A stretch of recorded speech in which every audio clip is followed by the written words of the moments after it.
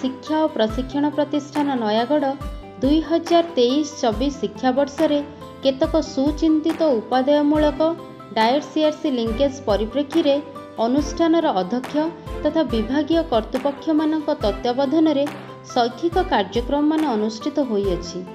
ଉକ୍ତ ବିଷୟଗୁଡ଼ିକ ମୁଖ୍ୟାଂଶରେ ମୌଳିକ ସାକ୍ଷରତା ଓ ସଂଖ୍ୟାଜ୍ଞାନ ସମ୍ବଳିତ ଜିଲ୍ଲାସ୍ତରୀୟ 2 ଦିବସୀୟ ପାଠ୍ୟକ୍ରମ ଆଲୋଚନା ଚକ୍ରର ଆୟୋଜନ କରାଯାଇଅଛି, ଯାହା ସାଧନକର୍ମୀଙ୍କ ଉପସ୍ଥିତିରେ ପୁଙ୍ଖାନୁପୁଙ୍ଖ ଭାବରେ ବିଶଦ ଆଲୋଚନା କରାଯାଇଅଛି। ଉକ୍ତ ଆଲୋଚନା ଚକ୍ରରେ ଅଧିବେଶନଗୁଡ଼ିକ ମାଧ୍ୟମରେ ଗୋଷ୍ଠୀ ସମ୍ପୃକ୍ତିର ଉପଯୋଗିତା, ଶିକ୍ଷଣ ସାମଗ୍ରୀର ଉପଦେୟତା, ଅଭିନବ ଶିକ୍ଷଣ ପଦ୍ଧତି ଆଦି ଜିନିଷ ଉପରେ ଗୁରୁତ୍ୱାରୋପ କରାଯାଇଅଛି।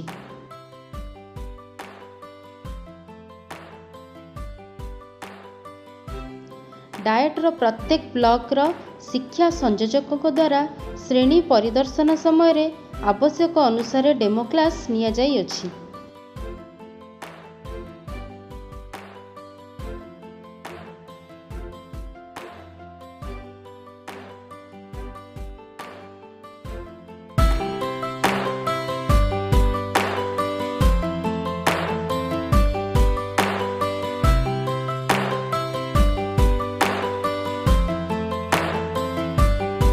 ସମୟକ୍ରମେ ଆମ୍ଭ ଡାଏଟ୍ରେ ଅନୁଷ୍ଠିତ ପ୍ରଶିକ୍ଷଣ ଶିବିରରେ ଯୋଗ ଦେଇଥିବା ଅଂଶଗ୍ରହଣକାରୀମାନେ ଅନୁଷ୍ଠାନର FLN ସମ୍ବଳିତ ସମ୍ବଳ କକ୍ଷକୁ ପରିଦର୍ଶନ କରି ବିଭିନ୍ନ ସମ୍ବଳଗୁଡ଼ିକ ସହ ପରିଚିତ ତଥା ସମ୍ବଳଗୁଡ଼ିକର ବ୍ୟବହାର ସମ୍ବନ୍ଧରେ ତଥ୍ୟ ଆହରଣ କରୁଛନ୍ତି।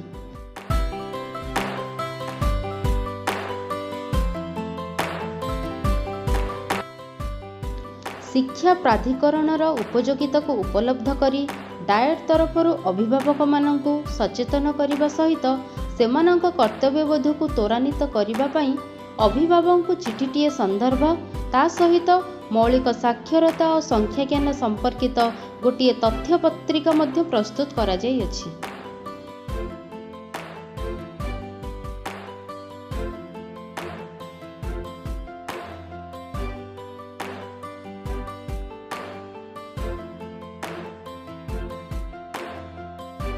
ଜିଲ୍ଲା ଶିକ୍ଷା ଓ ପ୍ରଶିକ୍ଷଣ ପ୍ରତିଷ୍ଠାନର ଆନୁକୂଲ୍ୟରେ ଅନୁଷ୍ଠିତ ହୋଇଥିବା ପ୍ରଶିକ୍ଷଣ ଶିବିରରେ ସମସ୍ତ ବ୍ଲକରୁ ଯୋଗ ଦେଇଥିବା ପ୍ରଶିକ୍ଷାର୍ଥୀମାନେ ନିଜ ନିଜ କ୍ଲଷ୍ଟର ଓ ବିଦ୍ୟାଳୟମାନଙ୍କରେ ଉପଯୋଗିତାମୂଳକ ମୌଳିକ ସାକ୍ଷରତା ସଂଖ୍ୟାଜ୍ଞାନ ସମ୍ବଳିତ ଶିକ୍ଷଣ ସାମଗ୍ରୀ ପ୍ରସ୍ତୁତ କରିଛନ୍ତି।